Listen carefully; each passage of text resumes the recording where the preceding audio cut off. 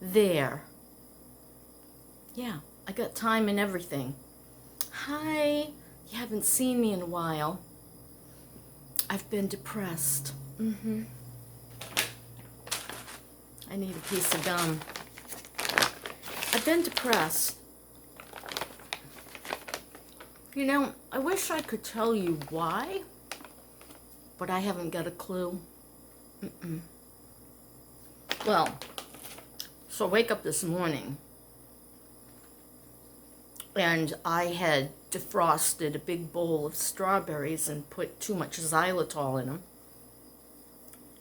But I was just kind of, mixing them up, and I went to put it in the fridge, and my hand failed because I have trouble in my carpals. My hand failed, and I watched the bowl sail into the air. Sweeteners, strawberries, juice, and all. It hit the refrigerator in two places. Strawberries and juice flying through the air. And of course, the bowl crashed and broke in 3 pieces. And there was strawberries and sticky juice everywhere. I didn't need that today. I'm already blue. But you know what? It kind of got me moving. Sometimes there's a blessing in every curse. So, it took me about half an hour, to really clean it up right. And still, I'm going to want to take the whole fridge apart and, but it ain't happening today.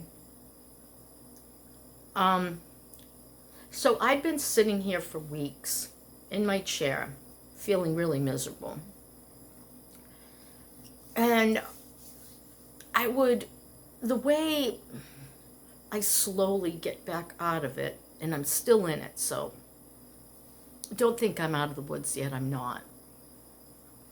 I start by saying, okay, I'm going to take one item today and put it in a proper place. Somewhere I can find it, somewhere where other like items are with it. Well, I got my Christmas stuff picked up doing it that way. I did break one ornament, but I seem to be able to fix the basic premise of the garland. And part of the broken glass just sat in the corner of a room behind the sofa. I didn't want to vacuum. Well, I gotta be honest, my back was so bad I didn't want to vacuum. And little by little, I just got stuff into boxes and dragged the boxes into my bedroom. That's good. Good enough. Then, for weeks, almost months, I'd been looking at the little makeshift bed I put out in the living room when Bonnie came visiting around the 20th of December.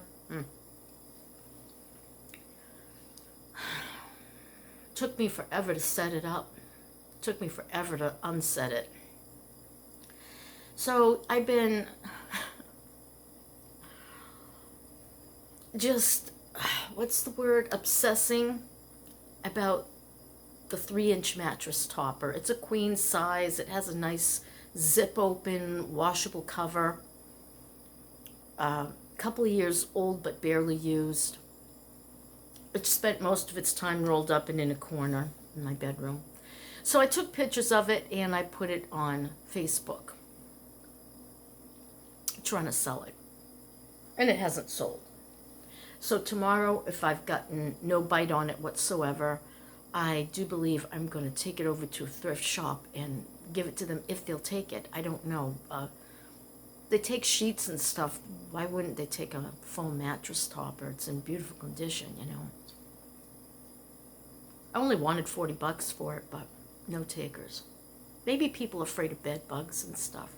I got that new mattress, and quite frankly, the two do not mix. There's already enough fluff on the top of my mattress that I don't need any additional cushion, thank God. I wouldn't mind maybe a 1.5 inch because of my fibro, Sometimes I wake up and my My low back is very painful. And it's hard waking up to that every morning. And I know for certainty that I'm not getting surgery. I just have made up my mind, and that's that, you know. So I'm using a lot of affirmations, especially at night. I listen to hypnosis about healing because there are just so many, what's the word, documented cases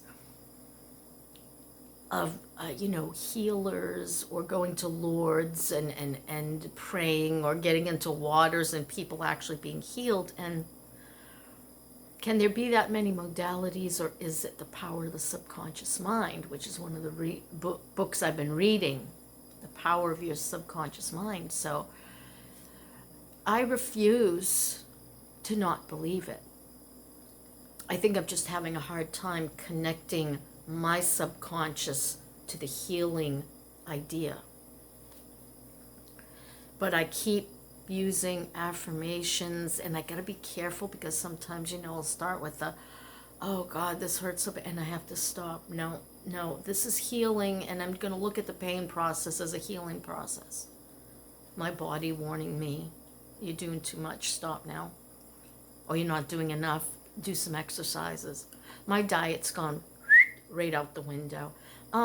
I'm not like stuffing my face with, cream pie and cake. It's more, I know this food is going to cause me pain, but I'm going to eat it anyway. Don't ask me why, guys. Don't ask me why. If I knew, don't you think I'd stop it? It's part of my depression in the place I'm in currently. Am I going to give up? Not a chance. No, never give up and never give in. I know right now I'm at a weird space, a weird point in my life. Trying to accept this oneness. And it isn't that I don't like being on my own. I do. It's this hollowness deep inside me that wishes I had somebody who really truly knew me. I'm sorry, OCD, and I have to switch this around a little bit. I want someone who really knows me well, knows me intimately. And there was only one person who really truly knew me, and he's dead. And I do not want anyone else in my life in that way. Reasons, I'm screwed up, man. I am so messed up. The physicality part of me is not where I would like it to be. And, there's days I can't even get my garbage down 600 feet to the chute. And it has to sit in here, and I have to double and triple bag it because I can't make it. Why don't you call your kids? Because they're exhausted. They don't have enough help. And I'm not going to ask them to come here and take my garbage 600 feet down to the chute. I'm not doing it. So what do? You wait. You wait until you can. And I was able to take a bag out with me yesterday. I had to get up and I had to get dressed and I had to go babysit. I have a Saturday night now, and is there another night? No. But sometimes I get the call, can you please come? We need to get out of here. And so I come and I watch Finn and let Maggie and Mike go do what they want. Or sometimes they have appointments for business and they can't take Finn, so I come. Now she has a regular, what she calls an assistant. I call it domestic helper. She found someone. Great price, great girl. Oh my gosh, she'll do everything and anything for Maggie. And really likes Finn. Thank you, God. That was definitely an answered prayer. And you know what I'm going to do today, guys? I'm going to get my notebook out and I'm going to write my desires down. I have found over the years, but you got to be careful with this one, okay? You know that old saying, be careful what you ask for, you might get it. I have gotten what I asked for, but I didn't ask for it specifically, exactly what I had in my head. I didn't write down, and I got anything of what I want. It still was what I wanted, but it was like, I didn't really mean this, I meant that.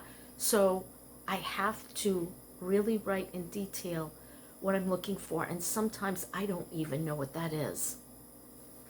Sometimes I have to ask for the divine idea. What does God want for me? If I want a new place to live, where does God think that should be? If I want to be alone, is that a good thing? I don't play well with others. I mean, how can I express this? Overstimulation. I can get overstimulated pretty easily. And then I have to withdraw into my shell. I definitely believe in my astrological sign is so me. I'm sorry. I mean, it's me to the T, Cancer, the crab. And boy, is she crabby sometimes. And I see where I'm at. Do I read my horoscope every day? No, because you just can't predict the future. That's silly. There's too many variables and too many things that could change it. So I don't believe in any of that. But I do believe in trying to use my subconscious mind to tweak the areas that aren't good enough, to tweak the areas that need improvement. And I'm not giving up. I am going to reach my goal of 150, 145, wherever I look the least saggy, because let's face it, guys, as the fat goes, the skin doesn't. It's been stretched for a long period of time, plus I'm aging. And I'm thinking a lot about my jiggly underarms. Why? I don't know. It just is what it is, isn't it? So, yeah, doing little things. So, I'd been looking at that queen-size mattress topper for so long and saying, should I give it away? Should I try to sell it? Can I even get up and move it? I got up, I vacuumed it off one day, flipped it over, vacuumed the other side another day. The third day, I took pictures of it and listed it. On the fifth day, I listed it in a few more places. And it's not selling. And I'm going to go check in a little bit to see if anyone has any interest in it. And if it doesn't, there's two things I could do with it. One, I could place it in the community room with a free sign on it and see if anybody needs it for their bed. They might in this place. People are very financially challenged. We're not going to use the P word. And someone might be able to use it here. So I might try that. I'll get permission from management because I don't know if that's okay. And then if it's not okay, or nobody takes it in 3 days, usually it's gone in 3 days. Sometimes it's gone the first day. What was I going to say? Oh, I know there was something on my mind. Other than that, I guess I will take it over to, one of the thrift shops and see if they will take it. So, yeah. Okay, so I'm starting to try to list things because I need money. I need money to fix my front end. I'm not touching my savings. I'm not doing it. That, I won't call it a rainy day fund because I don't want to call a rainy day onto myself, but I feel safest with some money set aside according to the government that I can have and still retain my QMB. That's Medicare with, you have to take this woman and you can't ask for 20%. That's what QMB is. If you fall within the, financial guidelines, the level of financial challenge. And unfortunately, right now I do, but I don't plan on staying there. But see, I really need better physical health to be able to take a real plunge into the business world. I have to be consistent, and it's very hard to be consistent when you have challenges that keep you down. So I got that done, and then I attacked my tri-fold mattress that I bought for my van life days, which never happened. And I vacuumed that all down, folded it up, vacuumed the floor, got those broken pieces of ornament up. They were very tiny pieces, but still, you don't want to leave them there forever. That's ridiculous. But, I'm just who I am. And so I have it here in front of me now so I can put my feet up on it because I don't have a recliner. And sometimes I need to raise my legs to get the strain off my sacrum. So I did that, very proud of myself. And today I vacuumed off my foam pad, which I cut down for car life size. That's when I had my Toyota Corolla hatchback. And that was nightmarish, trying to sleep in that thing. It's like being in a coffin. Thank God I was able to sell it, but yeah. I'm hoping on the Bible promise that the Lord will restore the years the locusts have eaten. There were a lot of locusts, and they ate just about everything, and I'd like it back. So, right, so I'm claiming that as well. And so little things. So I got my living room mostly vacuumed up. I don't feel like going under the chairs and wrestling with that little rug that, it's kind of like a long runner that I put underneath the, I've never ever used those chairs at that counter. $200. She was right. Dawn said, don't get chairs. You know what? I think I'm going to use one just to say I used it. I sat at that counter and I did something on that counter. What could I do? I don't think I can eat lunch. I don't think the counter comes out far enough. Well, maybe it does. I've never tried. I think I will. I'll let you know about it. So, yeah, it's been rainy and gray last 2 days, and I think we got 2 more rainy gray days coming. And I never feel great during high humidity days. Rain, stormy weather just hurts. It hurts. It hurts more than it usually hurts. So I'm going to erase that and working on fixing that. So, yeah, that's pretty much everything happening, I guess. I just haven't felt like making a video because, who wants to be all gloomy? So I thought I would point out some of the positive things that I've done to fight that I don't want to do nothing feeling. But really and truly, I don't want to do nothing. I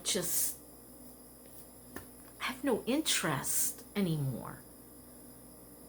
I don't know how to change that exactly. I guess more affirmations? I'm sick of trying to talk myself out of everything. Maybe I'll just be lazy. Watch movies. Be sad. If I want to be sad, I'm going to be sad, darn it. And don't you tell me otherwise.